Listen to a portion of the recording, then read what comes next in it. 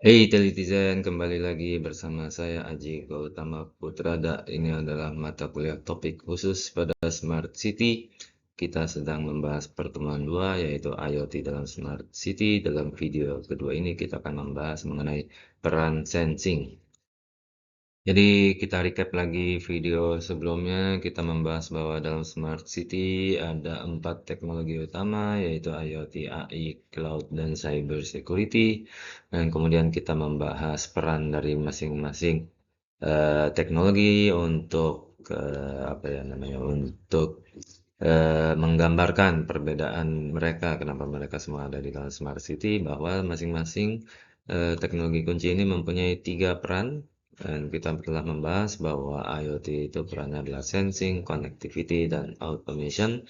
Kita akan membahas lagi lebih mendalam mengenai peran pertama IoT, yaitu tentang sensing. Nah, untuk membahas peran sensing dalam IoT, dalam Smart City, kita akan mereview kembali pembahasan kita di pertemuan pertama, yaitu 6 pilar Smart City. Kalau kalian masih ingat, ada Smart Governance, Smart Economy, Smart Energy, Smart Mobility, dan Smart People, dan terakhir Smart Living. Nah, kenapa bentuknya seperti ini? Karena bisa dibilang smart governance dan smart economy itu tidak langsung bersinggungan dengan masyarakat di dalam suatu kota, tapi lebih ke arah sentral. Nah, kalau misalnya yang lain, smart energy, yang tentang lingkungan dan tentang energi terbarukan, dan smart mobility, yang tentang transportasi dan lampu lalu lintas, dan smart people, dan smart living, yang berkaitan dengan healthcare dan education ini langsung berkaitan dengan smart city. Nah, lucunya yang apa namanya? IoT itu dan IoT sensing pada IoT itu bersinggungan dengan keempat pilar yang terakhir ini karena mereka mungkin langsung bersinggungan dengan masyarakat. Nah, jadi kita akan membahas bagaimana peran sensing dalam smart energy dan smart mobility dan seterusnya.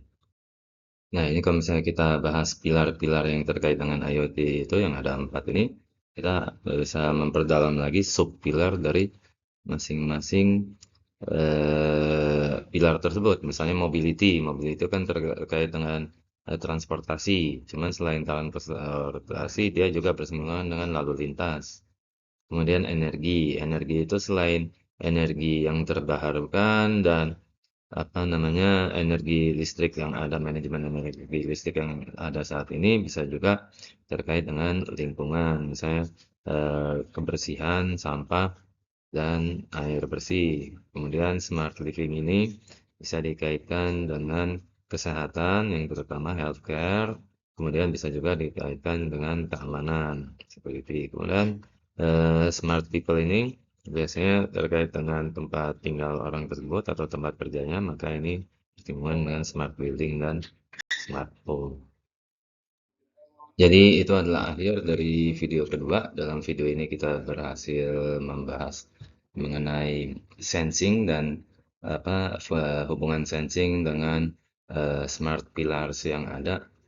Nah, nanti di video berikutnya kita akan membahas lebih rinci lagi mengenai sensing pada subpilar yang ada. Ya, terima kasih atas perhatiannya. Sampai jumpa pada video berikutnya.